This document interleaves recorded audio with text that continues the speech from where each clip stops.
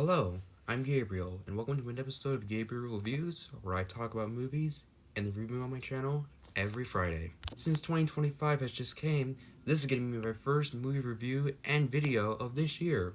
And the movie we're going to review to start off this year is A Clockwork Orange. For now it was lovely music that came to my aid. There was a window open with a stereo on, and I viddied right at once what to do.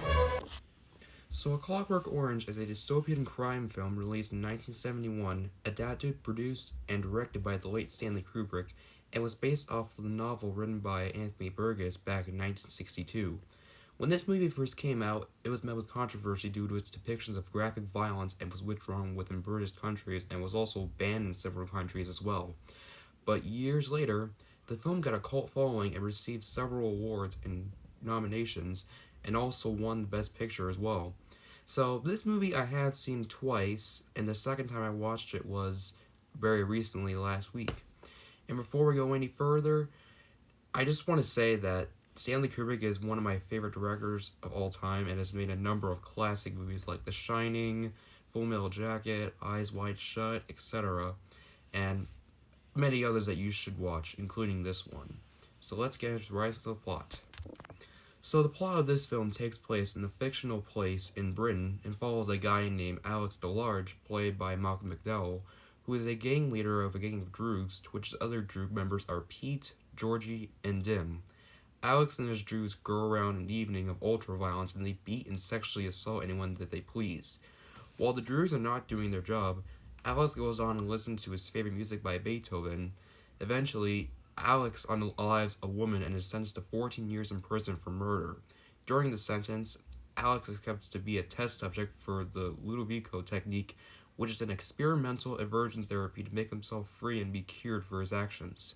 So Alex is taking a procedure that might cure him for all the violence he is obsessed with. Alright, now it's my thoughts. So I think we can all agree that this is one of Stanley Kubrick's best and probably his most controversial film that he's made. I really love this movie. I thought the classical music, including music by Beethoven, were excellent and fit really well with it, including the most iconic song in the movie, Ninth Symphony, Fourth Movement. Malcolm McDowell did a really well done job as the main character, and the set designs are beautifully phenomenal made, and it's a pretty artsy film to say the least, and it's probably one of the first movies that comes to term when you think of the term art house films. And this film is definitely one of them. There's also another side of this movie. It's great, it's weird, it's disturbing, and kind of messed up at times. The journey that this movie takes you on is definitely something, alright?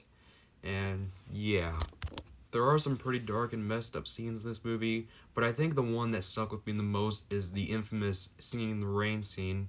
If you know, you know. And this movie is pretty violent at times since it involves ultra-violence. But other than that, I think it's a really well-made film. It's a classic film that I'm sure a lot of you people have heard of or seen. And Malcolm McDowell's character is just so psychotic, and it's not hard to see why, because his character is mostly much of a psychopath and is obsessed with violence and sex and all that, and Beethoven. And this movie is kind of hard to watch at times, and I also want to say, if you are sensitive to a victim of assault, then I recommend you avoid this one. But I haven't read the novel that this movie was based on, but one of these days I plan to read it. But if you haven't seen A Clockwork Orange, then I recommend you check it out if you're curious about it. It's a great film that's still a classic all these years later, and it's not hard to see why. It's just a bizarre, disturbingly well-made film that I absolutely love for a reason. And to end out this review, I'm going to give A Clockwork Orange a 10 out of 10. It was perfect. Perfect. Everything, down to the last minute details. Alright everybody, that's the end of this movie review. Thank you guys for watching. Make sure to hit that subscribe button, ring the bell for notifications, like the video, comment down below, and share the video and all that. And stay tuned for more videos coming soon. I'm Gabriel, signing off.